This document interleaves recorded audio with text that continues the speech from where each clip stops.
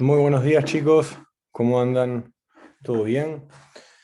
Bueno, hoy vamos a ver finalmente nuestra última clase de lo que es este curso de cirugía. Vamos a culminar con un tema bastante importante, bastante tomable, ¿sí? Primero vamos a ver lo que son los defectos de la pared abdominal, lo que es hernias y eventraciones, y luego vamos a ver lo que es abdomen agudo. Prácticamente abdomen agudo, la gran mayoría de los diagnósticos diferenciales de abdomen agudo ya los vimos en las diferentes clases, lo vimos con patología biliar y pancreática, lo vimos con patología esofágica y gástrica, lo vimos con patología de colon, lo vimos dentro de hemorragias digestivas, también vimos, en realidad no vimos nosotros, sino ustedes vieron en otras áreas, ginecobstetricia, en clínica, todo lo que abarca. Prácticamente lo que quiero hacer en esta clase es complicado dar una buena clase de abdomen agudo. Es un tema extremadamente amplio. Lo que vamos a hacer es organizarnos cómo abordar a un paciente con abdomen agudo, tener en mente todos los diagnósticos diferenciales según cada región y según diferentes características del dolor, de los síntomas acompañantes, y cómo abordar a un paciente, ¿sí? ¿Qué hay que hacer, cuándo internar, cuándo no, y al internado qué hacer? ¿Ok? Pero primero vamos a comenzar con lo que es hernias, eventraciones y evisceraciones, ¿sí? Como grandes patologías de lo que es pared abdominal.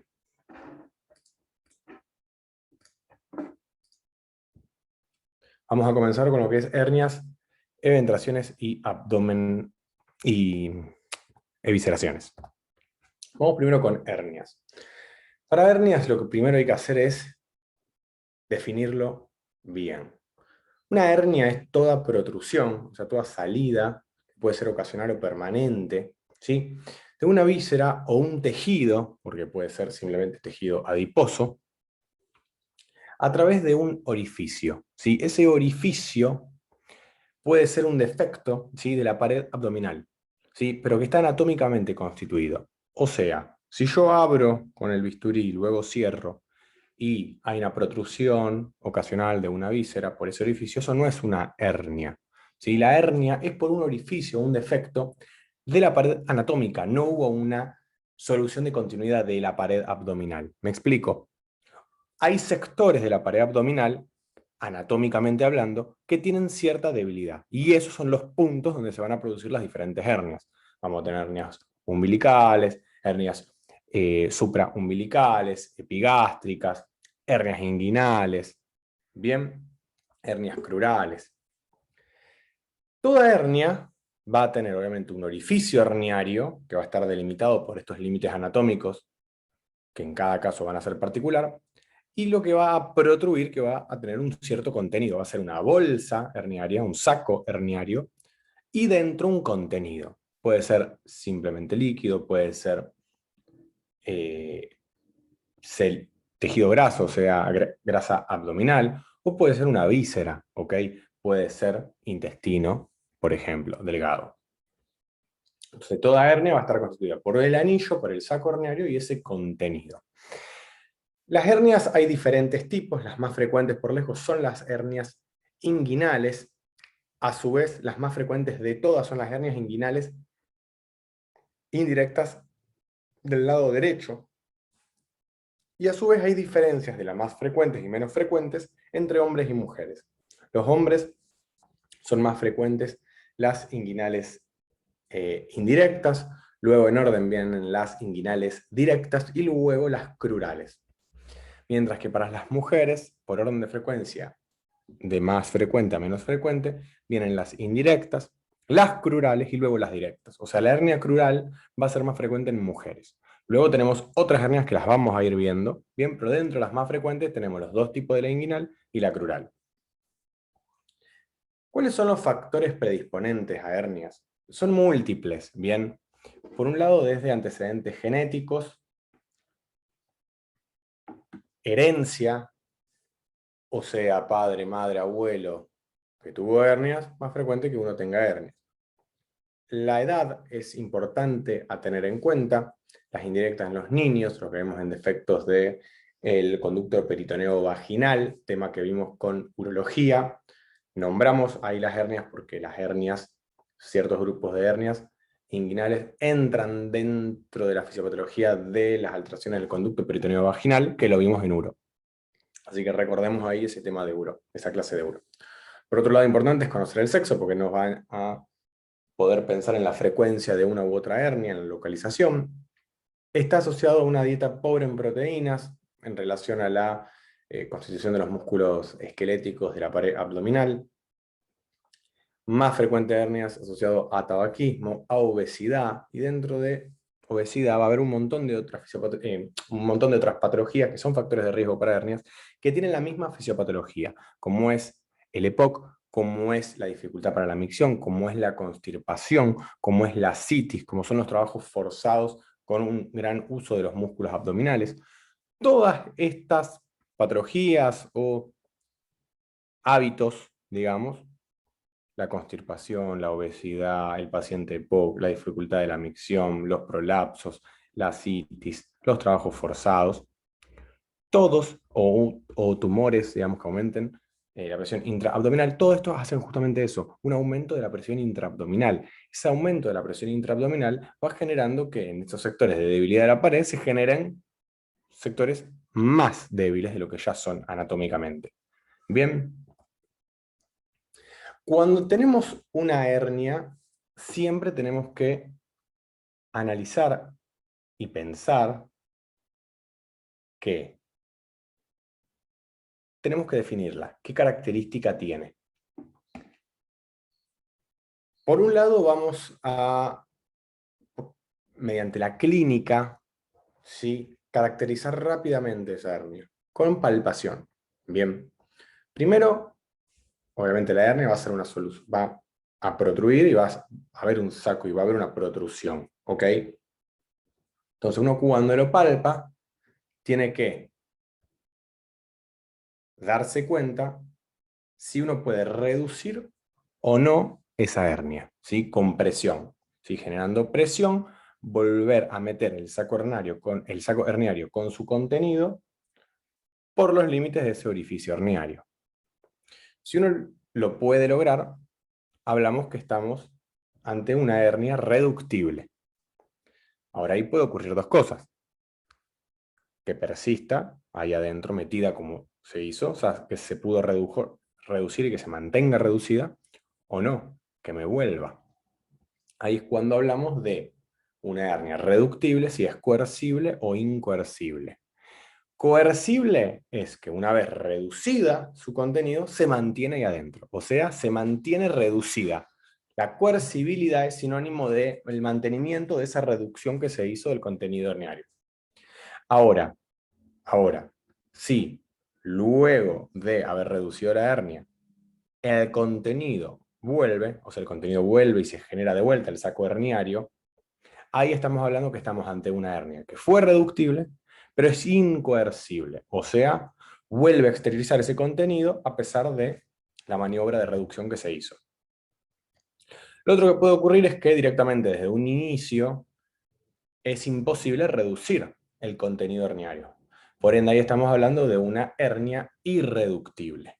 Bien. Entonces, rápidamente, hernia reductible, irreductible, y dentro de la reductible, coercible, incoercible. Punto. Luego vamos a tener complicaciones de esas hernias, ¿ok? Lo que puede ocurrir es que se genere una hernia atascada o encarcelada. ¿Qué es una hernia atascada o encarcelada? Es cuando el contenido herniario es una víscera hueca, por ejemplo, intestino delgado, yeyuno ilion, que logra salir, o sea, protruir por ese orificio herniario, pero luego le cuesta reingresar a la cavidad abdominal. Entonces, se va generando un episodio agudo de oclusión mecánica de esa víscera hueca. Bien, si uno quiere dibujarlo, va a estar ahí el contenido herniario, o sea que ahí va a estar el anillo, esto es el anillo herniario, y dentro vamos a tener el intestino. ¿Sí? Que el intestino ahí está obstruido.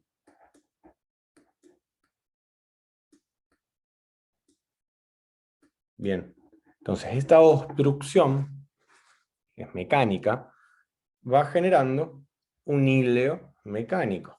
¿Bien? Entonces, ese híleo mecánico me va a dar una clínica particular. Va a empezar con un dolor agudo, intenso, focalizado. A medida que va progresando el tiempo, va adquiriendo más característica de híleo, o sea, de una parálisis mecánica, o sea, con ruidos hidroaéreos aumentados proximal a la obstrucción, con ausencia o disminución de ruidos hidroaéreos distal a la obstrucción, porque es mecánico. Recordemos diferenciar un híleo del otro, o sea, el mecánico del paralítico, del funcional, donde hay una disminución o ausencia de ruidos hidroaéreos en todos lados, y eso es por factores, digamos, más inflamatorios, más generalizados. ¿Sí? Ahora, acá todavía no hay una isquemia, ¿ok? Puede ser que una hernia atascada luego se estrangule, ¿ok? La estrangulación es lo mismo que veíamos recién, una hernia que se atascó, que empezó a ser un híleo mecánico, la víscera hueca dentro del saco herniario, pero ahora empezó a comprometer la vasculatura del meso, ¿ok? Empezó a obstruirse el influjo y eflujo, o sea, lo que es arterial y vena, de el pedículo que irriga e inerva a ese determinado sector de víscera hueca, ¿ok? Esto se genera por un aumento de presión. Primero, obviamente, colapsa el lado venoso. Ese colapso del lado venoso justamente hace que aumente más la presión. Si se obstruye el lado venoso, empieza a retenerse más líquido, se empieza a inflamar más, se empieza a edematizar más. Ese aumento de presión va a ir aumentando y una vez que sobrepasa la presión máxima de ingreso arterial, o sea, la sistólica en ese punto particular, empieza a obstruirse el flujo arterial. Y ahí empieza a iniciar lo que es la isquemia de esa víscera hueca. ¿Bien? Entonces ahí se empieza a generar la isquemia.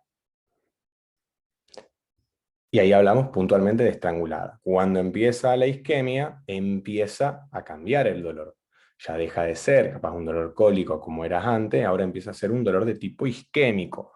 Un dolor más puntual, más focalizado, que no va ni bien, o sea que es continuo, que va aumentando, que no cede. Y también empieza a hacer un tocamiento a síntomas acompañantes vasovagales. Bien. Entonces puede empezar a tener náuseas, vómitos. Si no tuvo ya antes náuseas, vómitos, por el híleo mecánico también lo puede producir. Empieza a sudorarse, a transpirarse muchísimo, empieza a aumentar la frecuencia cardíaca. Ahora, cuando tenemos intestino delgado herniándose, hablamos de una hernia de Richter, ¿sí? Un nombre particular. Y cuando hablamos de una hernia que tiene un divertículo de Meckel, que es raro, pero bueno, puede ocurrir. Recordemos divertículo de Meckel, esa mucosa ectópica en intestino delgado, paraumbilical, más frecuente en adolescentes. Bueno, cuando el contenido herniario es un divertículo de Meckel, hablamos de una hernia de Litre. Hay un montón de hernias con nombres propios, digamos, haciendo hincapié en qué tipo de hernia es y cuál es el contenido herniario. También lo que podemos tener es una hernia que sea recidivante o recurrente. Bien, ¿qué quiero decir? Una hernia que digamos, va y viene, va y viene. Bien, ¿cuándo va y viene? A pesar de haber sido reparada, ¿ok? Es frecuente que las hernias sean recidivantes, o sea, la hernia está presente, se la puede reducir o no, bueno, se opera, se hace una malla contenedora, o sea, se hace una hernioplastia, o como en los chicos no, capaz se hace simplemente una eh, herniopexia, o sea, se fija no con una malla, no con algo externo, sino con mismos tejidos conectivos, y vuelve a producirse la hernia. Eso es una hernia recidivante o recurrente. Bien. Y lo otro que tenemos son las hernias por deslizamientos. Bien, es cuando una víscera forma parte de la pared del saco herniario, ¿bien? Y parte de la pared de esa víscera se desliza hacia lo que es el saco herniario. O sea, es contenido, pero también es bolsa. Es el caso de sectores móviles, como el colon sigmoideo, sectores menos móviles como el colon descendente, la vejiga, bien, eso del lado izquierdo. Del lado derecho, más frecuente es el ciego, el colon ascendente y también la vejiga.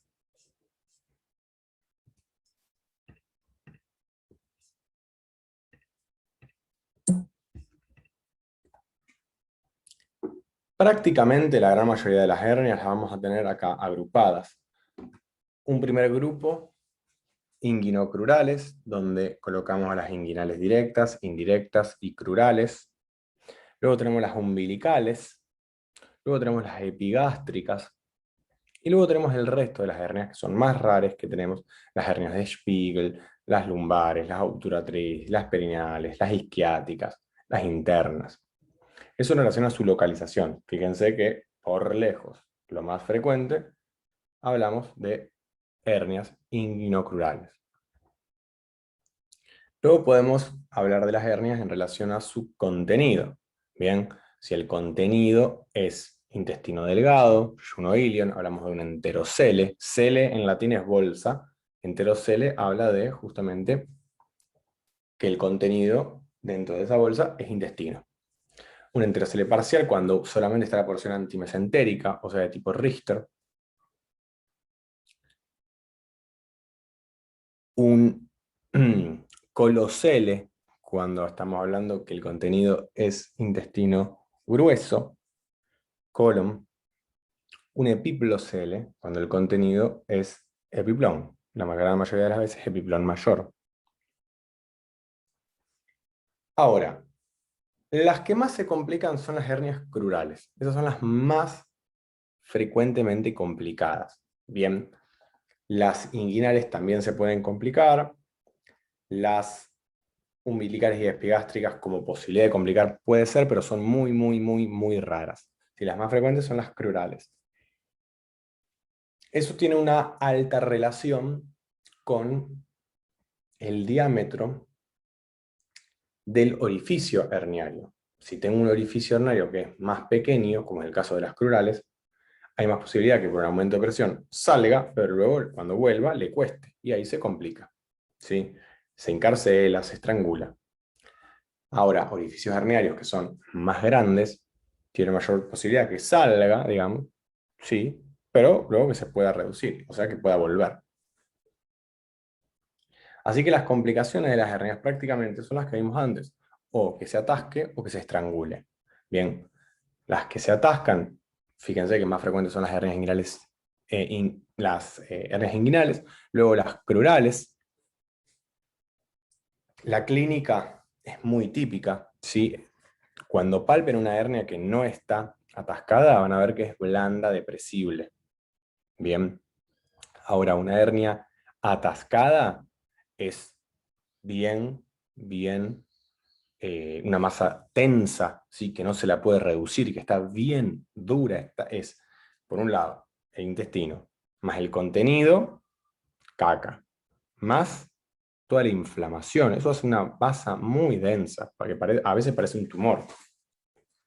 ¿Sí? Y muy doloroso, con un hilio asociado, ¿sí? Un hilio mecánico asociado.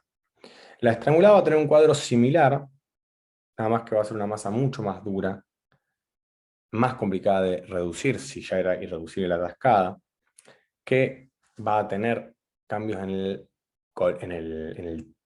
la intensidad y en la característica, en el carácter del dolor, que puede tener reacción peritoneal asociada, o sea, va a tener defensa superficial o profunda, va a tener contractura de los músculos, e incluso se puede observar ya en casos más avanzados, ¿sí? Que el contenido, por medio de lo que se ve en la pared, va a haber síntomas como flebosis, eritema, equimosis, bien cianosis, ya en estadios mucho más avanzados. Y luego eso va a progresar a perforarse. Fíjense acá para que nos ubiquemos un poco con la anatomía rápidamente de las hernias inguinocrurales, porque la región es muy, muy similar, prácticamente la misma. Si acá observamos bien, tenemos esto que estamos viendo acá, prácticamente los músculos abdominales insertándose sobre lo que es pelvis. Nosotros acá vamos a tener, obviamente, recordemos, de externo hacia interno, vamos a tener los rectos anteriores, luego vamos a tener acá lo que es oblicuo mayor, oblicuo menor, y el transverso.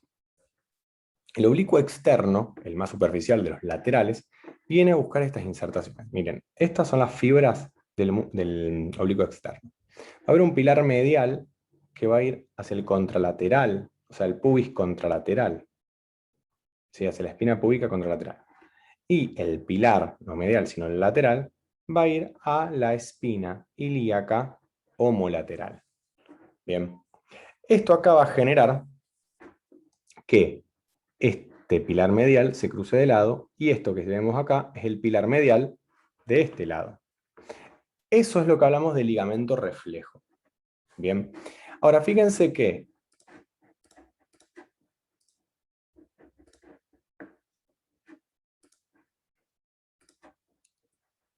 esto por acá, esto por acá, y acá nos queda este espacio.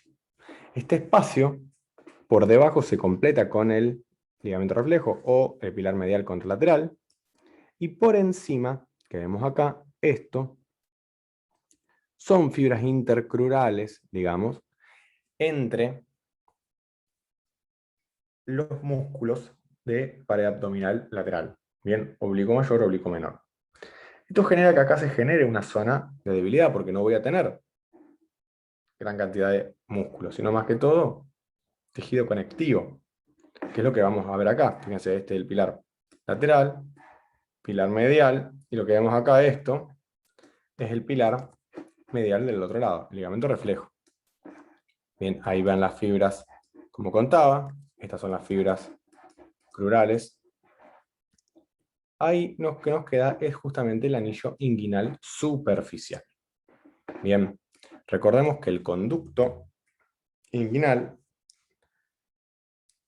a veces mejor llamado trayecto inguinal, justamente porque un trayecto no tiene paredes propias, en cambio un conducto sí, y el trayecto inguinal no tiene paredes propias, sino que utiliza músculos, aponeurosis, para poder hacer ese espacio, ese trayecto. Tiene, obviamente, un anillo profundo y un anillo superficial. El que nos interesa a nosotros para el examen físico es entender el anillo superficial, que es por donde vamos a ingresar los dedos para la palpación. Bien, del otro lado, acá se ve muy bien, el orificio inguinal profundo se da por un sector de debilidad de la fascia transversalis junto con lo que es el músculo transverso. Fíjense acá, esto acá es orificio inguinal superficial, esto acá es orificio inguinal profundo.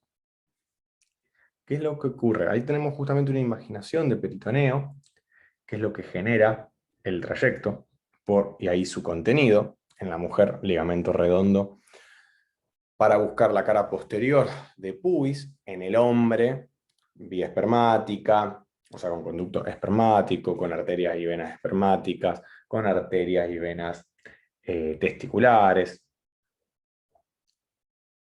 todo el arteria testicular, el plexo pampiniforme. Bien, todo eso va a ingresar acá por anillo profundo y va a irse hacia el superficial y salir hacia escroto en el caso del hombre. En la mujer va a ir a buscar espina púbica, o sea, la cara posterior del pubis. El ingreso, digamos, o la salida, mejor dicho, la salida del anillo inguinal profundo, es importante que recuerden que siempre es lateral a los vasos epigástricos inferiores. ¿Sí? Esto es lo que nos permite razonar y entender las hernias directas de las hernias indirectas. Bien, las hernias directas las vamos a encontrar que se producen medial a los vasos epigástricos y no van por trayecto inguinal, O sea, se producen... Uy, enorme la... O sea, se producen por acá. Mientras que las hernias, las directas, mientras que las hernias indirectas se producen a través del trayecto inguinal, o sea, lateral a los vasos epigástricos, o sea, por acá. Bien. A su vez, ¿qué tenemos? Acá tenemos algo que nos divide dos regiones. Vamos a tener el ligamento inguinal, que va de lo que es la espina ilíaca antero-inferior, acá, hacia pubis. Y eso a nosotros nos está delimitando dos regiones. Por un lado lo que es la región inguinal y por otro lado lo que es la región crural. La región crural, fíjense, vamos a identificarla porque se da por el piso, que es todo el borde anterior del ilíaco, y por encima su techo, digamos, es el ligamento inguinal. Entonces acá nos queda este sector. Bien, lo que se habla de la arcada crural. A ese sector va a haber un ligamento que me lo tabica, que es el ligamento iliopectíneo.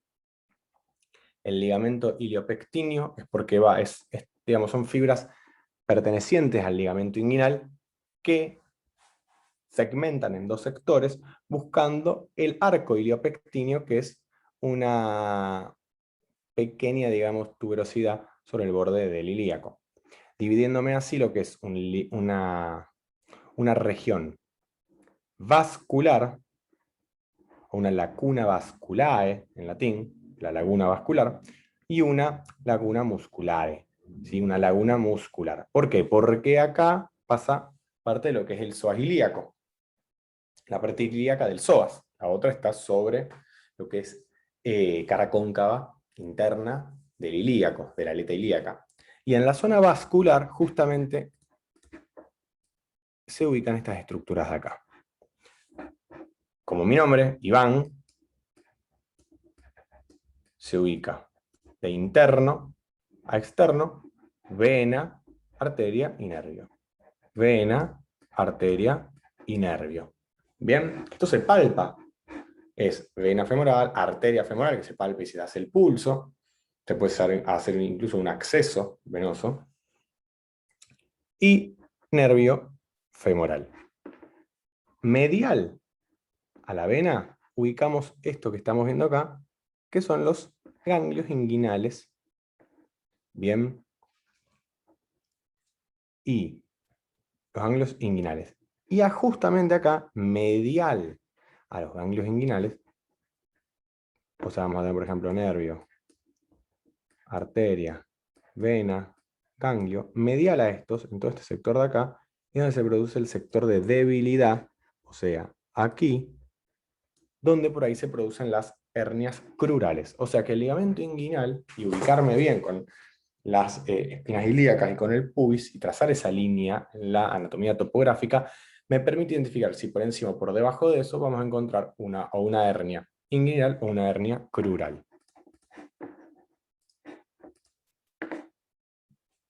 Bien.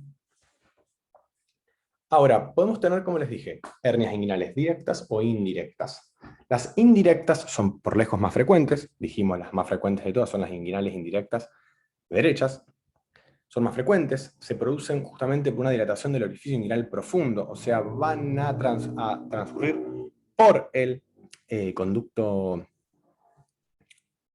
el trayecto inguinal, mejor dicho, trayecto inguinal, y como les dije, son laterales a los vasos epigástricos. Las directas, por otro lado, son parafuniculares, o sea, se producen por esa debilidad en la pared que es medial a los vasos epigástricos, ¿sí? Que es una debilidad de la pared sobre lo que es la fascia transversalis, esa fascia que está por detrás del músculo transverso, y ese sector de debilidad se lo denomina triángulo de Hesselbach. Bien, medial a los vasos epigástricos. Directa, medial al vaso epigástrico, sector de debilidad del triángulo de Hesselbach, y Las inguinales indirectas son laterales a los vasos epigástricos y son sobre el orificio inguinal profundo. Puede ocurrir, es más raro, pero puede ocurrir que estén las dos hernias presentes al mismo momento. O sea, voy a tener una hernia inguinal directa sumada a una indirecta o viceversa. Eso es cuando hablamos de una hernia en pantalón, ¿sí? Porque voy a tener una hernia de un lado, va a ser el pie derecho, otra, la directa, va a ser el pie izquierdo, y en el medio, digamos, donde iría el sector genital, donde van los genitales, la costura del pantalón, sería justamente los vasos epigástricos. Y las otras que dijimos, las crurales o femorales, ¿bien? Que van a producirse a través de ese anillo crural, de esa arcada crural. Acá de forma muy simple, para diferenciar bien inguinales de directas e indirectas, las indirectas, el acceso es por el conducto inguinal, la salida es por la salida es, vamos de vuelta, el ingreso es por el orificio inguinal profundo, la salida es por el orificio inguinal superficial, fácilmente llegan a escroto, justamente, se estrangulan más fácilmente que las directas, y están laterales a los vasos epigástricos. La mayoría de estas son por algún defecto congénito, o sea, defectos en lo que es el conducto peritoneo vaginal, como veíamos en uro. Las inguinales directas, en cambio, son por esa debilidad posterior sobre lo que es el triángulo de Hesselbach. Por lo general, la salida termina siendo también el conducto inguinal superficial, pero como lo llantea, o sea, en vez de ir a hacer por acá, que sería la indirecta, la directa lo que hace es venirse hacia acá. Raras veces llegan a escroto, no llegan. Raras veces se estrangulan, o sea, son menos frecuentes de estrangularse y atascarse, o mejor dicho, atascarse y luego estrangularse. Y son mediales a los vasos epigástricos. Y acá sí, la fisiopatogenia no es tan congénita, sino es una debilidad en lo que es el triángulo de Hesselbach.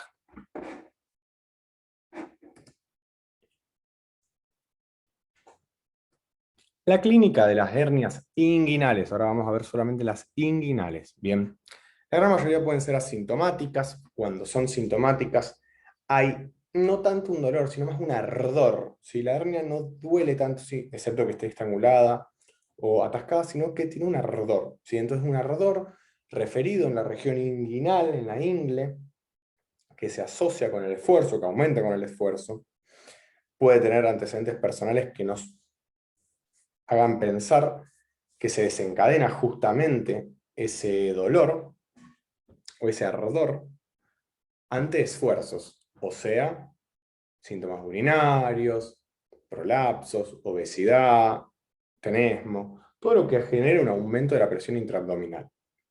En el examen físico vamos a observar primero, a ver si vemos una tumefacción, si esa tumefacción está por encima de lo que es el ligamento inguinal, o sea, en la región inguinal, o si está por debajo en la región crural o femoral.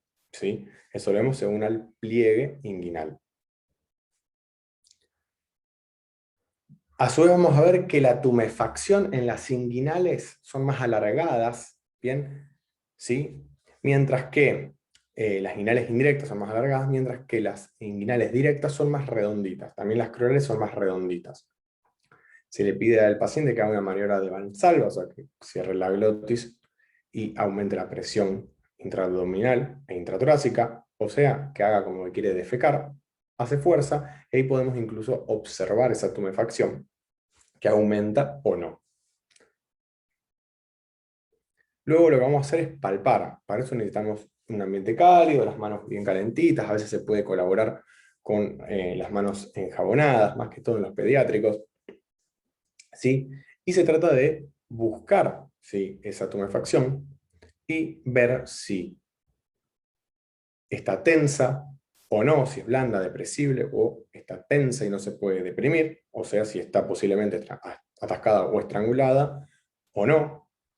Luego lo que se va a tratar es de determinar el tamaño que tiene, la forma, la consistencia, ¿sí?, y la reductibilidad o la coercibilidad, o sea, si lo puedo reducir sí o no, y si una vez que lo reduzco me vuelve o no, o sea, si se mantiene, si es coercible o es incoercible. ¿Sí? Entonces es importante siempre en la palpación analizar la reductibilidad y la coercibilidad. Para esto tenemos a su vez, en el caso de las hernias inguinales, dos maniobras puntuales. Hay un montón de maniobras, pero a mí me gustan más particularmente explayar estas dos. Maniobra de Andrews, que es con el dedo sobre trayecto inguinal, ¿sí? O sea, ingresar al orificio inguinal superficial y llegar hasta el orificio inguinal profundo, con una maniobra de Valsalva, percibir la protrusión. Si la protrusión la voy a sentir en la punta de mi dedo, voy a estar pensando que va a ser una hernia inguinal indirecta. Ahora, si me viene desde el del lateral de mi dedo, porque yo mi dedo, la punta de mi dedo está, digamos, tapando el orificio inguinal profundo, si me viene por el lateral, y justamente esto es una hernia inguinal directa. Bien. Ahora, maniobra de Collie. La maniobra de Collie es una compresión, digamos, de la pared abdominal en proyección hacia el orificio inguinal profundo. ¿Sí? ¿Qué hago? Lo que voy a hacer es tapar con la palma de mi mano sobre lo que sería medial a, a lo que sería medial a los vasos epigástricos y ver si puedo contener o no esa hernia simplemente con la palma de mi mano. Si la puedo contener, estoy hablando seguramente de una hernia inguinal directa, ¿sí? O sea, porque mi mano está comprimiendo la zona del triángulo de Hesselbach. En cambio, que es una zona de debilidad. Ahora, si no la puedo contener, si se protruye igual, estamos hablando de una indirecta seguramente. ¿Por qué? Porque la indirecta va a protruir por el orificio inguinal profundo y no hay forma de, digamos, bloquear eso, como si con la palma de la mano sobre el triángulo de Hesselbach. Bien.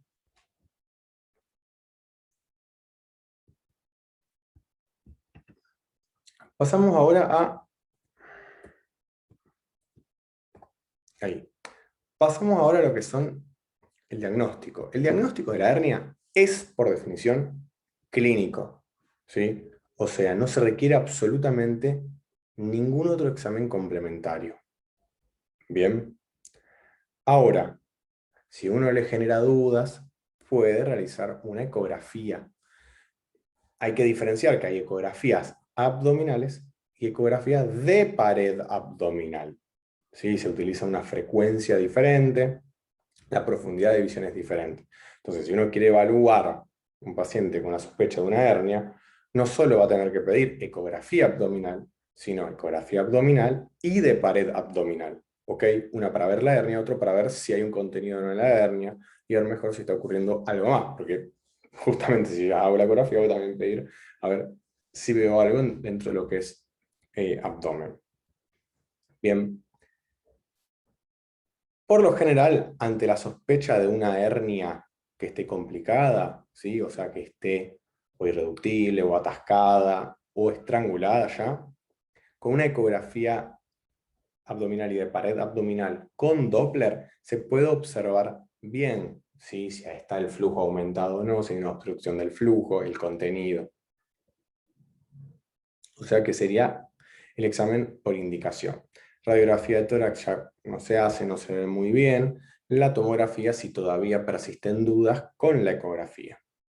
Las hernias inguinales, como ya dijimos, se pueden complicar, atascadas o estranguladas, ¿sí? Y todas las hernias inguinales que sean sintomáticas se deben tratar. Bien, toda hernia inguinal sintomática se debe tratar. Hay dos procedimientos, lo que es la herniorrafia y la hernioplastia.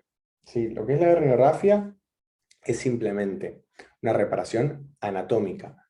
Es con los mismos tejidos conectivos, con la misma aponeurosis, sellar o fortalecer ese sector de debilidad anatómico.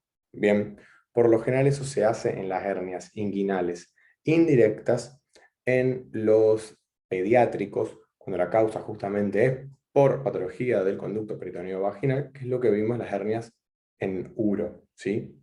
En urología. La gran mayoría de las hernias inguinales en el adulto, ¿sí? Se trata de hacer una hernioplastia, ¿sí? Se coloca una malla contenedora, ¿sí? El abordaje puede ser de diferentes formas, puede ser inguinal, puede ser escrotal, pero lo importante es una malla contenedora. ¿Qué complicaciones tienen posquirúrgica? Una herniorrafia y también una hernioplastia, la formación de un hematoma, la infección de la herida, alguna retención urinaria y más que todo la recidiva. Bien, son frecuentemente recidivantes. Vamos ahora con las hernias crurales. Les decía, las hernias crurales, ¿sí? Vamos a ver que el anillo, ¿sí?, de ese sector de debilidad anatómico es el anillo crural, ¿bien? Y es por lejos más frecuente en las mujeres. Ahí estamos para recordar la anatomía. Fíjense lo que es espina ilíaca, pubis, ligamento inguinal, reflejo el pectíneo o iliopectíneo, el sector muscular, el sector vascular, Iván, vena, arteria, nervio, ganglio femoral, y ahí tenemos el sector de mayor debilidad donde se produce la herniación. Bien.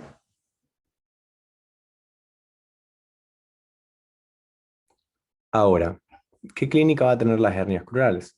Van a tener una tumoración, que el tamaño va a ser variable, en forma general suelen ser más pequeñas que las inguinales, que va a estar por debajo de la arcada, ¿sí? O sea que va a estar por debajo del ligamento inguinal, del pliegue inguinal en la topografía, ¿sí? Que suelen ser irreductibles desde el inicio porque se complican mucho más frecuentemente, que no hay que confundirlas con una adenopatía porque se puede palpar los vasos, los ganglios epigástricos, y que están más frecuentes relacionadas con dolor la clínica y no tanto ardor, justamente por mayor posibilidad de complicación. Bien.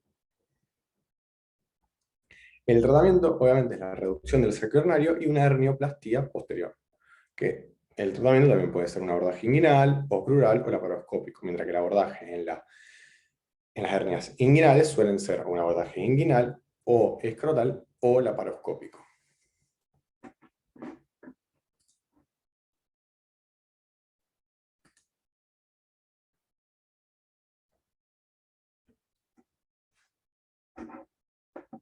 Hernias umbilicales. La hernia umbilical, ¿sí?, el defecto de la pared va a ser justamente el orificio umbilical. ¿Ok? O sea, el orificio umbilical es de por sí una debilidad de la pared, ¿sí?, de nacimiento, en el sector donde ingresaban y egresaban los vasos placentarios. Los vasos umbilicales desde hacia la placenta. Es más frecuente en las mujeres, más que todo en multíparas, más que todo cuando hay cicatrices sobre la pared, por ejemplo de cesáreas. También se lo ve en pacientes obesas, en el paciente cirrótico que tiene mucha presión intraabdominal a causa de la citis, en el paciente POC. Bien, y la gran mayoría de las veces su contenido es epiploico, o sea, suele ser un epiplocele. Tenemos que dividir tres grandes grupos, ¿sí? Lo que son las hernias umbilicales congénitas, que el nombre técnico es onfalocele, que es una anomalía del desarrollo de la pared, congénito, ¿sí?, que va a estar cubierta por amnios y luego por peritoneo, que se requiere una cirugía inmediata, es una evisceración, digamos. Luego lo que son las infantiles, ¿sí?, que suelen curar de forma espontánea, que suelen ser pequeñas, y luego las del adulto, ¿sí?, que son cuando son mayores de 20 años, asociadas a todo lo que dijimos antes por aumento de presión intraabdominal. La hernia umbilical obviamente también hay que evaluarla, si es reductible, si es irreductible, si es coercible, si es incoercible. Bien, las complicaciones son bastante raras con las hernias umbilicales, son grandes, sí, pero tienen un buen orificio herniario. Por ende son menos complicadas es menos frecuentes, perdón, que se compliquen. En caso de que se compliquen, prácticamente lo que hay que hacer es una hibridación aponeurótica y peritoneal, y también lo que se puede hacer es colocar una malla que sean irreabsorbibles. ¿Sí? Todas estas mallas que dijimos son irreabsorbibles de forma ideal. ¿Hay reabsorbibles? Sí, pero hay una mayor recidiva con mallas reabsorbibles que irreabsorbibles.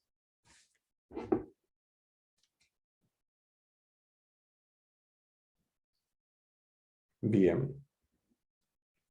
Algunos otros tipos de hernias, vamos a ver por ejemplo, lo que es las hernias epigástricas. Bien. Las hernias epigástricas. Las hernias epigástricas vamos a ver que se producen sobre la línea media, por encima del ombligo.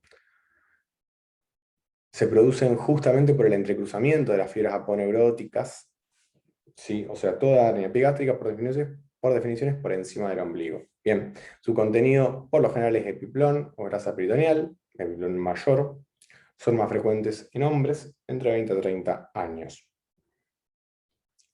La clínica puede ser totalmente asintomática o con una sintomatología muy escasa e inespecífica, náuseas, vómitos, epigastralgia, la tumoración, ¿sí?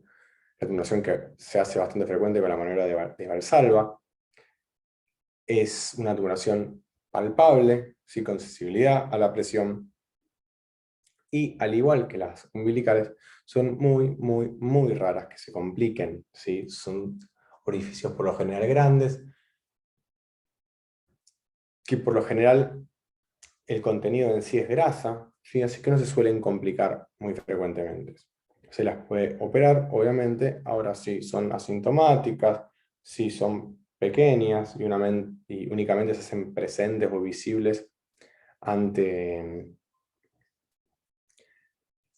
maniobra de Valsalva, se la puede esperar o ni siquiera operarla. Bien.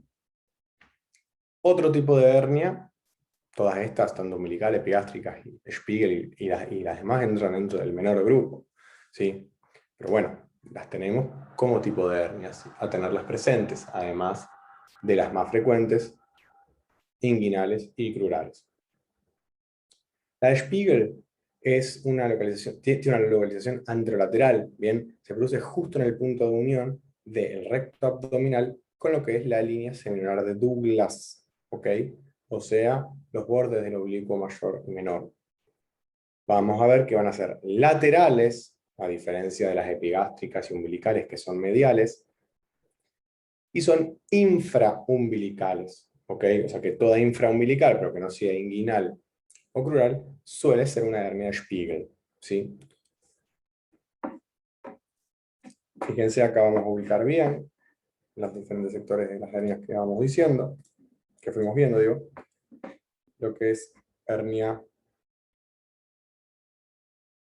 inguinal, bien, o sea, en este sector, acá, este ligamento inguinal, por acá encima, acá, acá, por debajo, crural,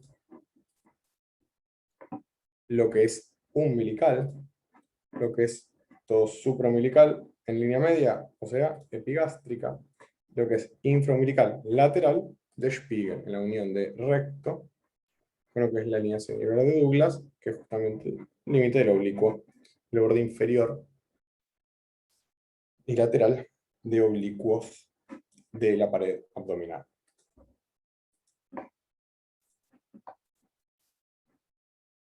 Ahora, hasta ahora vimos hernias, ¿bien? Ahora, las eventraciones. ¿Qué son las eventraciones?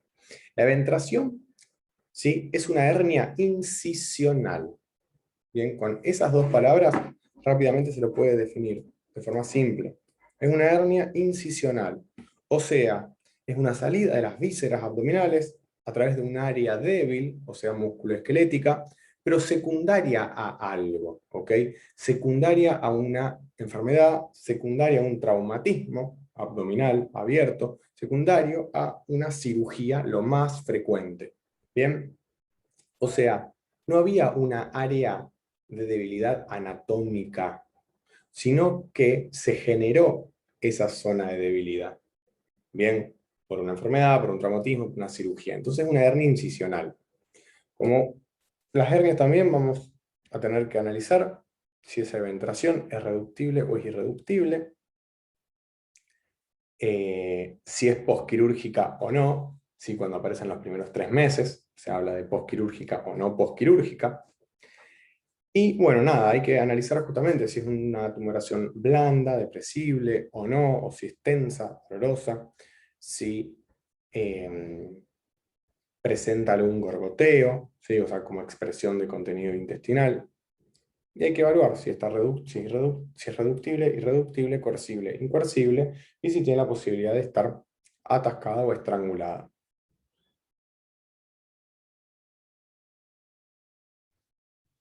Acá también lo ideal sería hacer una ecografía abdominal y una ecografía de pared abdominal.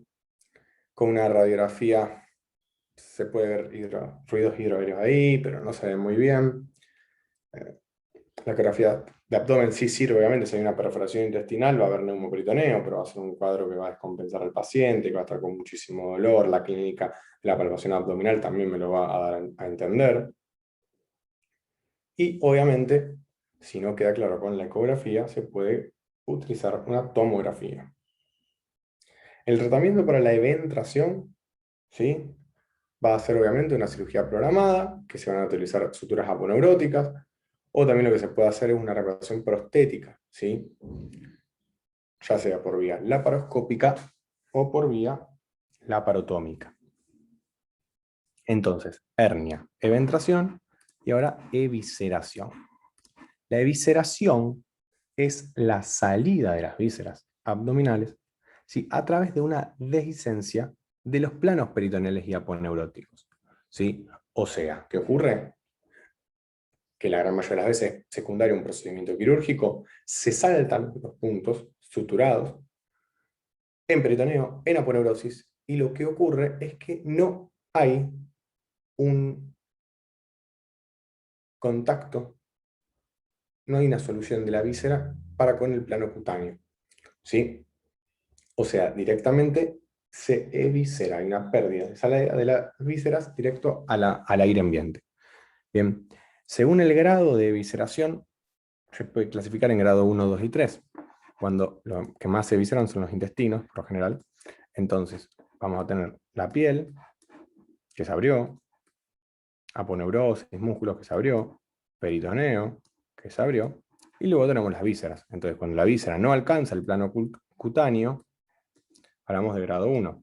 Cuando lo llega al plano cutáneo, lo alcanza, pero siempre hablando del plano antimesentérico.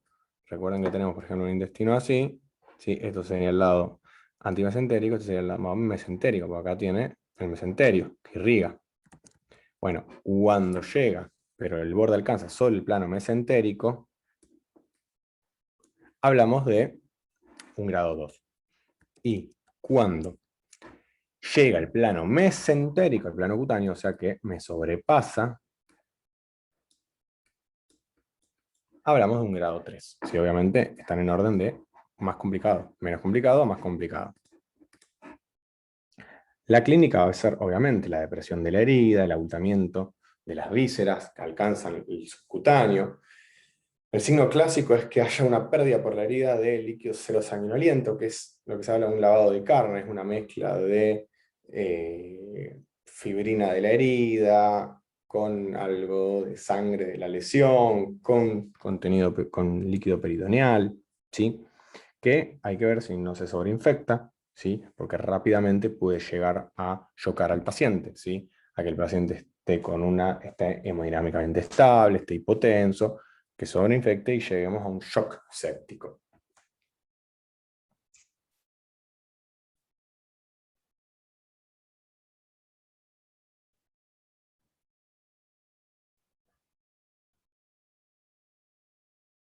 Ahora, ¿cuál es el tratamiento? Obviamente la cirugía, ¿sí?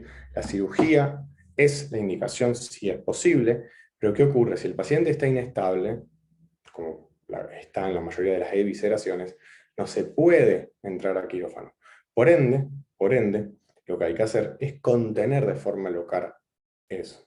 ¿Sí? Se colocan vendajes, se colocan como las cintas adhesivas 3M de las cirugías, ¿sí? Lo que se habla de un abdomen abierto y contenido, ¿bien? O sea, se lo sella con un film para que haya una barrera entre el aire, el exterior y las vísceras abdominales, pero también se lo tiene, digamos, de forma rápida, uno puede abrir y entrar al quirófano cuando esté estable y con posibilidad de una cirugía. Si hay, eso es cuando hablamos de un abdomen abierto y contenido.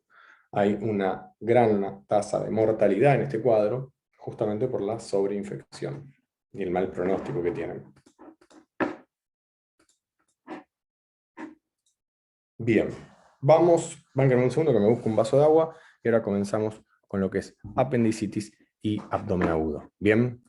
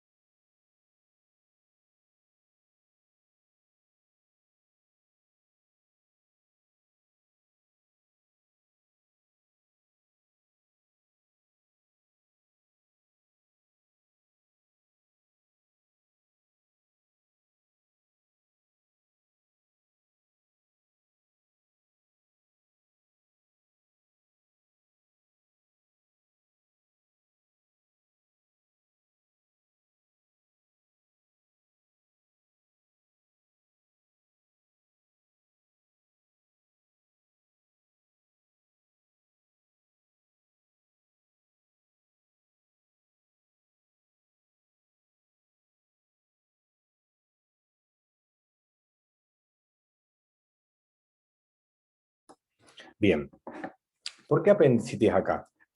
Es un cuadro muy frecuente de abdomen agudo y no lo vimos puntualmente en una clase en particular, sí vimos otros cuadros. Entonces primero vamos a desarrollar apendicitis y luego vamos a abarcar, a ver cómo se aborda, no abarcar, se aborda un cuadro de abdomen agudo.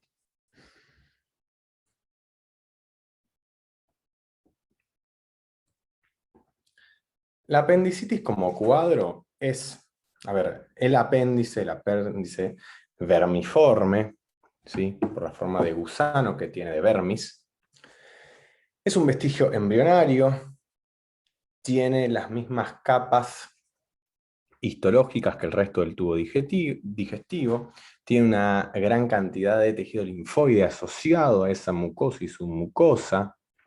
Por lo general tiene un tamaño de 2 a 20 centímetros, varía mucho con el tamaño de cada uno.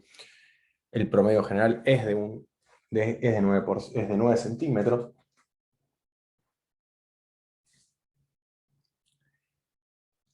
Y obviamente tiene su propia irrigación esta víscera, ¿bien? O sea, está irrigado por la arteria apendicular, que el Rouvier la describe que es una rama de la iliocólica, o como la llama Rouvier, iliobiseco-apendiculocólica. A mí siempre me gustó más la Target para anatomía, pero puntualmente este tema me gusta más cómo lo describe Rouvier.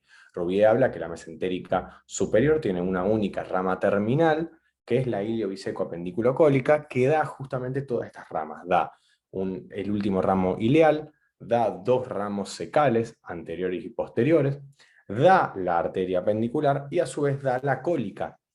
La cólica que suele ser la cólica inferior, que luego se anastomosa con cólica superior, o si está presente que es inconstante, la cólica media, y así van armando los arcos cólicos del lado derecho.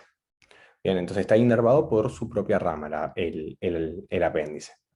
Las apendicitis, por definición inflamación del apéndice, se producen por la obstrucción luminal, ¿sí? Secundaria a un fecalito, la gran mayoría de las veces. O sea, un poco de materia fecal, dura, un fecalito pequeño, ingresa al apéndice, aumenta de tamaño, no puede salir, obstruye, genera un pequeño híleo a nivel del apéndice vermiforme, y ahí comienza a producirse esa inflamación. Como en todo un tejido linfoide reactivo, que es vestigio, pero tiene actividad, empieza a actuar y ahí empieza a inflamarse. Así, con esta fisiopato, podemos luego analizar los diferentes estadios que tienen las apendicitis, que eso nos va a servir para interpretar la clínica en el caso que se esté desarrollando un cuadro de apendicitis. Por un lado vamos a tener inicialmente lo que es una etapa que es un estadio catarral, ¿bien? O congestivo. O sea, vamos a ver un infiltrado de leucocitos, vamos a ver que esos leucocitos llegan por lo menos hasta la capa muscular, o sea, todo mucoso y submucoso. Siempre hay una congestión, nada más. Luego se pasa a el estadio de una apendicitis flegmonosa o úlceroflegmonosa o supurada, ¿sí? Donde todas las capas del órgano, ya toda la muscular, ¿sí? Y también lo que es adventicia o peritoneo, peritoneo visceral, llegan a estar infiltradas de leucocitos y con un gran edema. Ese edema persiste, progresa a una gangrenosa, o sea, al periodo gangrenoso o necrótico, o sea, se empieza a necrosar, ¿sí? Y luego lo que puede ocurrir en esos sectores de necrosis, generando debilidad de la pared, la presión interna genera que se perfore y empieza a supurar, y todo ese contenido se vuelca al peritoneo y ahí aparece la peritonitis, ¿bien? Asociado secundaria a ese proceso de apendicitis. De forma muy sencilla podemos hablar de que las apendicitis las podemos dividir en complicadas o no complicadas. Bien, no complicadas cuando está inflamado en apéndice y nada más, no genera no genera una evolución de inflamación y vuelco hacia otros órganos, hacia otras vísceras. En cambio, la complicada es cuando justamente llega a necrosarse, se perfora y empieza a generar una peritonitis que primero es bien local, luego pasa a ser generalizada. Bien, también hablamos de complicada cuando se genera un plastrón apendicular, cuando se genera un absceso, ¿sí? O un flemón. La clínica de la apendicitis, vamos a ver que tiene esa secuencia, conocida como la secuencia de Murphy, o la progresión de Murphy, donde encontramos que lo que aparece y es clave es el dolor periumbilical, ¿sí? Suele a veces comenzar como un dolor epigástrico, que luego va buscando hacerse umbilical o periumbilical. Inicialmente, obviamente, es un dolor vago, porque es un dolor visceral, ¿sí? Está mal localizado.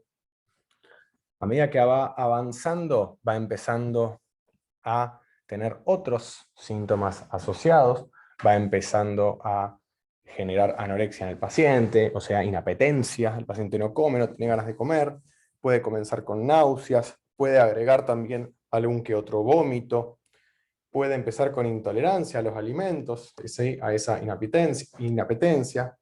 El dolor ahí puede empezar a progresar y hacerse más focalizado hacia fosa ilíaca derecha. Eso es la cronología de Murphy que uno habla, ¿sí? Que no está en todos, pero cuando está, a uno le tiene que llamar la atención.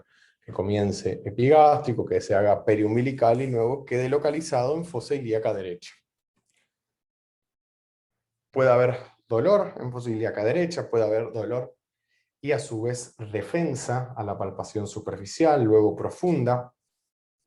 Puede también comenzar con fiebre, ¿sí? ¿Qué es lo que vamos a tener también asociado mientras avance el cuadro de la apendicitis? Va a empezar a generar un hilio, ¿bien? Un hilio que va a tener la característica de ser un hilio funcional, paralítico, ¿sí? Un hilio que primero se hace localizado y luego empieza a hacerse generalizado, que es por el mismo proceso inflamatorio en la región. Eso a mí en la clínica voy a ver y me voy a dar cuenta justamente por qué. Porque el paciente va a tener catarsis negativa, no va a eliminar gases, puede incluso tener disuria, poliacuria, ¿sí? Falta de, o sea, una diuresis negativa también. Puede tener lo que es el signo de McBurney, o sea, dolor a la palpación en el punto de McBurney, que el punto de McBurney es la unión de